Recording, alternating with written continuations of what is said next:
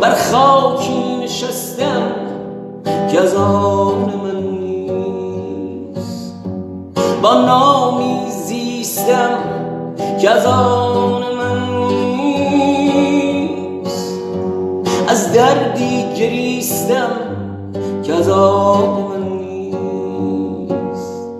توی جنگل زیر چرخ تانک ها، در زمان صلح غرق قرض بانک ها، پول خوردی در قعر جیب ها، یک چک مچال دست نانجیب ها، سود کار و بار و نبض کارخانه ام، حاشیه ترین محل آشیانه ام.